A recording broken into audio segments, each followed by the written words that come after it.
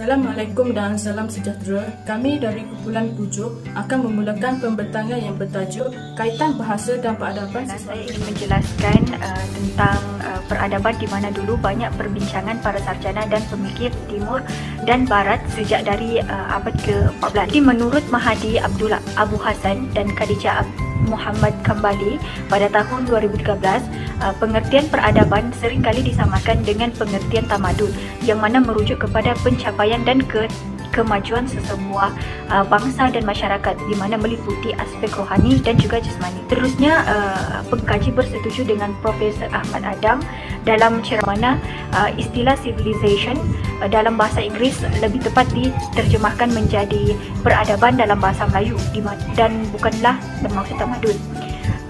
Kerana tamadun merujuk kepada perkotaan, sedangkan peradaban merujuk kepada adab dan sivil. Terusnya ialah di mana menurut Melko pada tahun 1969 merumuskan konsep peradaban berdasarkan huraian yang dibuat oleh Quigley pada tahun 1979. Kata Melko, peradaban adalah budaya tinggi dan kompleks. Biasanya perbezaan dari budaya sederhana dalam hal penguasaan terhadap alam sekitar, termasuk di dalam pengamalan pertanian dan peternakan haiwan. Kami dapat memperhatikan data dan fakta sejarah tentang budaya tinggi peradaban masyarakat Melayu Asia Tenggara. Di sini kita dapat lihat tiada lagi keraguan bahawa bahasa merupakan unsur pokok dan prasyarat utama perkembangan peradaban manusia. Jadi tanpa bahasa, maka sehebat apapun pemikiran tidak akan bisa disampaikan kepada audiens dan difahami oleh orang lain. Kajian ini dijalankan bertujuan untuk mencapai matlamat yang pertama, iaitu mengenal pasti faktor perkembangan bahasa dalam suatu peradaban. Kedua, menganalisis faktor perkembangan bahasa dalam suatu peradaban. Faktor perkembangan bahasa dalam sesuatu peradaban yang pertama ialah peminjaman bahasa. Peminjaman dalam Kamus Dewan edisi keempat didefinisikan sebagai perihal meminjam atau meminjamkan. Peminjaman bahasa merupakan sumber yang amat penting dalam kajian kosakata.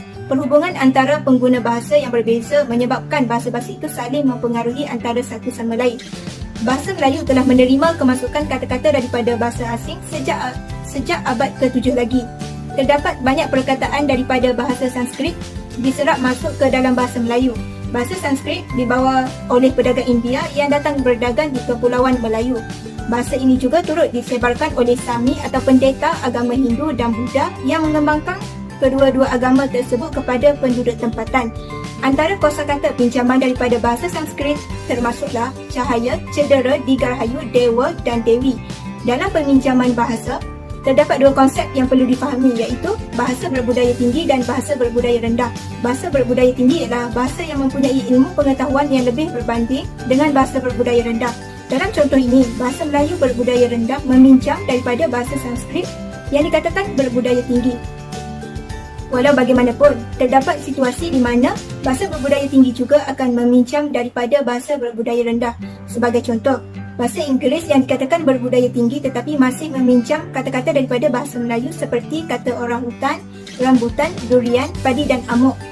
Hal ini berlaku kerana kata-kata tersebut tidak terdapat dalam budaya mereka seperti buah durian dan rambutan yang hanya ditemui di tempat kita dan negara-negara lain di Asia Tenggara. Peminjaman bahasa tidak wajib tetapi sangat perlu bagi sesuatu bahasa itu untuk survive. Sekiranya tidak berlaku peminjaman, sesuatu bahasa itu akan pupus.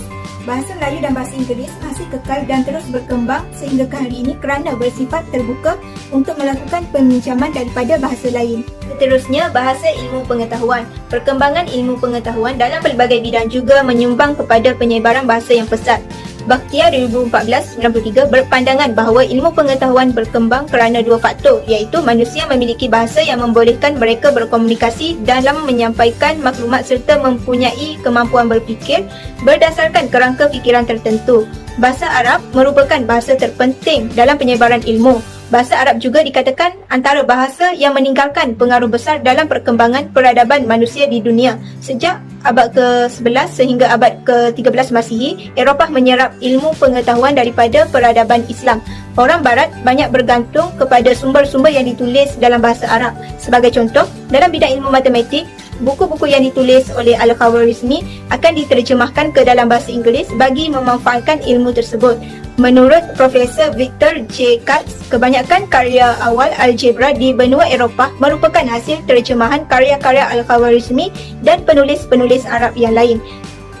Selain itu, ilmu perubatan juga banyak diasaskan oleh para ilmuwan Islam dengan menggunakan bahasa Arab.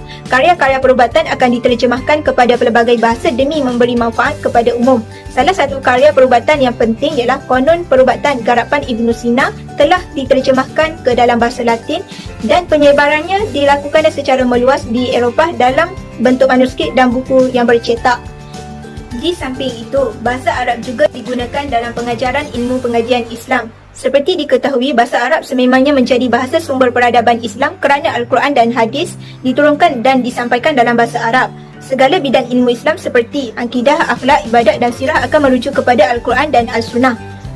Berdasarkan beberapa contoh yang telah diberikan, jelas menunjukkan bahawa bahasa Arab sebagai bahasa ilmu pengetahuan kekal sehingga zaman sekarang. Seterusnya berkembang atas faktor perdagangan.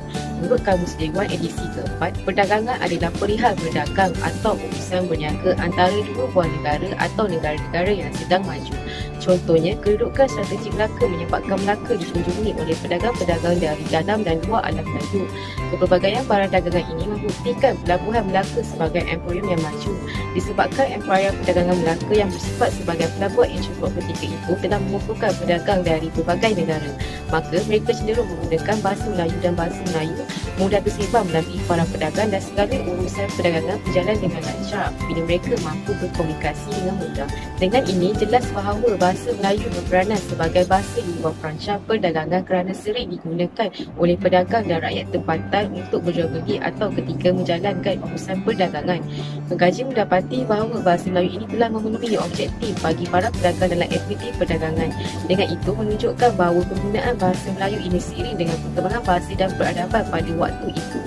Keempat, bebas dipelajari dan digunakan oleh setiap golongan masyarakat.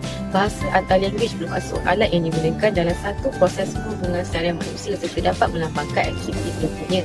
Bahasa Melayu dianggap sebagai bahasa kebangsaan kerana merupakan bahasa kaum majoriti dan penggunaannya amat meluas serta merupakan bahasa hubungan antara kaum yang terdapat di Malaysia. Menurut kitab sejarah Melayu, dibuktikan bahawa suatu ketika dahulu bahasa Melayu diangkat sebagai limbah perancangan pada zaman Kesultanan Melayu Melaka dan digunakan secara meluas dalam bidang perdagangan. Setiap pedagang yang ingin berdagang perlulah mahir yang menggunakan bahasa tersebut dan mereka bertungkus mempelajari bahasa Melayu bagi memudahkan urusan berkomunikasi dengan pemimpin dan masyarakat setempat.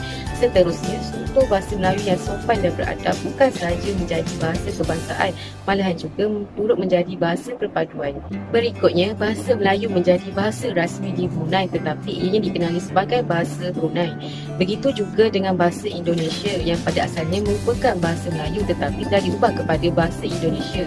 Perlembagaan Brunei menetapkan asas yang penting bagi bahasa Brunei iaitu sebagai bahasa rasmi negara yang bukan sahaja digunakan sebagai bahasa perpaduan rakyat tetapi juga sebagai bahasa yang digunakan untuk urusan rasmi negara. Justru itu dapat disimpulkan bahawa sememangnya bahasa Melayu merupakan bahasa yang fleksibel untuk digunakan oleh semua kaum kerana struktur bahasa yang mudah dan senang dipelajari oleh masyarakat atau kaum lain di samping merupakan bahasa yang mewakili peradaban Melayu Nusantara. Okey, terima kasih kepada rakan pembentang. Saya teruskan lagi pembentangan ini dengan dapatan kajian kami yang terakhir iaitu jati diri pengguna bahasa yang tinggi. Sesuatu bahasa itu dapat berkembang dengan maju sekiranya bahasa tersebut sering digunakan oleh kaum penuturnya. Selain itu, dilihat bahawa peranan pengguna bahasa tersebut juga memainkan peranan yang penting dalam usaha untuk menaik taraf sesebuah bahasa. Misalnya, dari bahasa ibunda menjadi bahasa rasmi bagi sesebuah negara.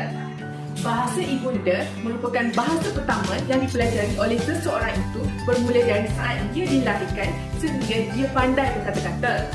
Terdapat pelbagai jenis bahasa ibunda yang wujud di Malaysia, misalnya bahasa Melayu, bahasa Tamil, bahasa Cina, bahasa Kadazan, bahasa Iban dan sebagainya. Di Malaysia, bahasa Melayu yang dahulunya merupakan bahasa ibunda bagi kaum Melayu telah diangkat menjadi bahasa rasmi seperti yang termaktub dalam Perkara 152 Perlembagaan Persekutuan. Menurut Jabatan Penerangan Malaysia 2017, kedudukan bahasa Melayu sebagai bahasa rasmi dimantapkan lagi dengan pengubah Kumpulan Akta Bahasa Kebangsaan 1967. Selain itu, didapati juga bahawa Jepun merupakan antara negara yang memiliki jati diri yang tinggi dalam kalangan penduduknya dan sememangnya merupakan masyarakat yang berpegang teguh kepada sesuatu idea dan gagasan. Orang Jepun sangat mementingkan harga diri mereka dan jati diri mereka amat tinggi serta memiliki sifat malu yang melampau. Sifat ini dapat dibuktikan dengan tindakan bekas Menteri Keadilan Jepun pada tahun 2014 iaitu Midori Matsushima yang meletakkan jawatannya dan meminta maaf sambil menundukkan kepala ketika sidang media yang berlangsung, walaupun pada ketika itu beliau belum terbukti bersalah tetapi hanya dituduh bersalah. Berikutnya, di Indonesia, bahasa Indonesia telah diangkat menjadi bahasa rasmi dan untuk menjamin perpaduan kaum, setiap kaum diminta untuk menukarkan nama asal mereka kepada nama Indonesia. Misalnya, golongan Tionghoa telah mengubah nama Cina mereka menjadi nama Indonesia mengikut beberapa kepercayaan tertentu etnik Tionghoa, antaranya menamai nama mereka sebagai nama bulan atau hari besar agama tertentu. Sebagai contoh, nama Natalia berasal daripada hari Natal. Secara kesimpulannya, perkembangan sesuatu bahasa itu sangat berkait rapat dengan peradaban atau tamadun. Perkembangan bahasa dalam sesuatu peradaban itu telah didorong oleh beberapa faktor. Bahasa merupakan perkara yang sangat penting dalam kehidupan kita, di mana ia membolehkan kita untuk berkomunikasi dengan baik. Selain itu, ia juga sangat penting bagi sesuatu bahasa untuk berkembang, bagi mendapatkan bahasa tersebut sempurna seperti bahasa Melayu serta bahasa yang lain. Dengan itu, pentingnya penggunaan bahasa dalam sesuatu peradaban itu adalah kerana ia dapat menjadikan bahasa tersebut sebagai bahasa rasmi atau pembahasaan serta bahasa pertuturan. Sekian, terima kasih.